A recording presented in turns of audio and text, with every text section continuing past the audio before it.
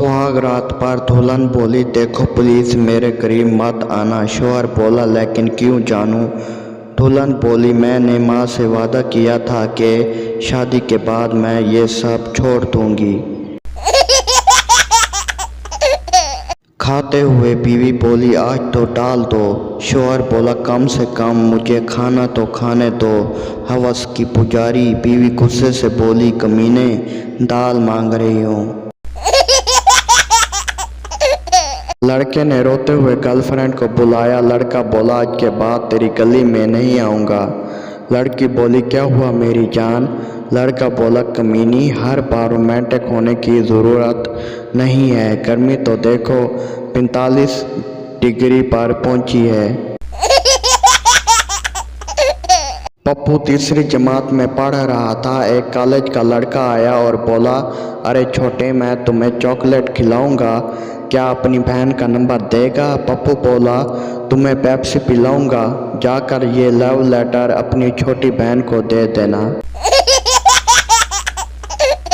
एक आदमी के फ़ोन पर नामालूम नंबर से कॉल आई। लड़की बोली, क्या तुम शादीशुदा हो? आदमी बोला, नहीं, लेकिन तुम कौन हो? लड़की बोली, तुम्हारी बीवी। तुम आज एक दफ़ा घर आओ, फिर तुम्हें दिखाऊंगी। कुछ देर बाद फिर नामालूम नंबर से कॉल आई। लड़की बोली, क्या तुम शादीशुदा हो?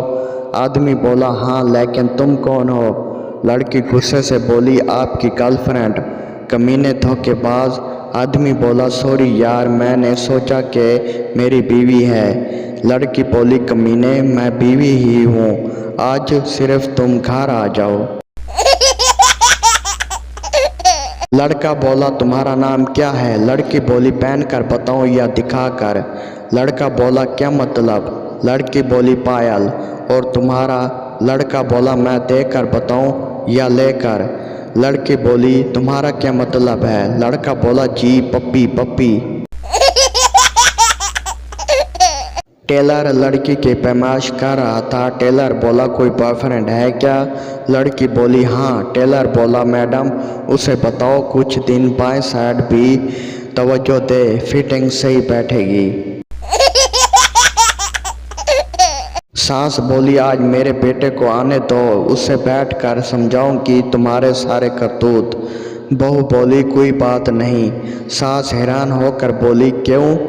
बहू बोली, आने दो उनको, तुम बैठकर समझाओगी और मैं लेटकर मना लूंगी।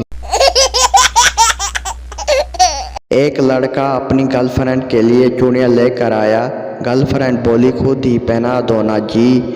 लड़का बोला, काश मुझे पता होता कि इतना अच्छा रिस्पॉन्स मिलेगा तो मैं कपड़े ले आता।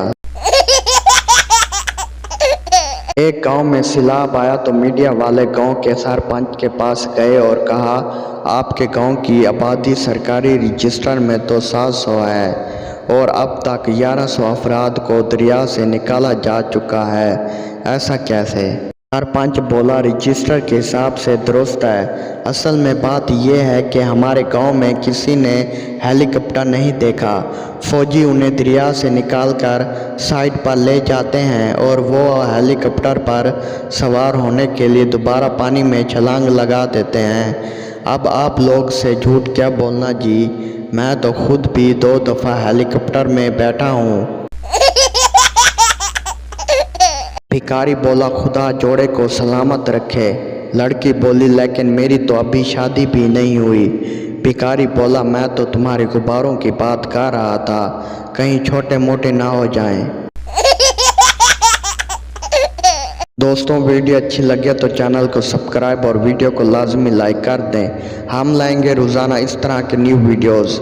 अगर आपके चेहरे पर थोड़ी सी भी मुस्कुराहट आई हो तो चैनल को सब्सक्राइब लाजमी कर दें। आप सब दोस्तों का शुक्रिया।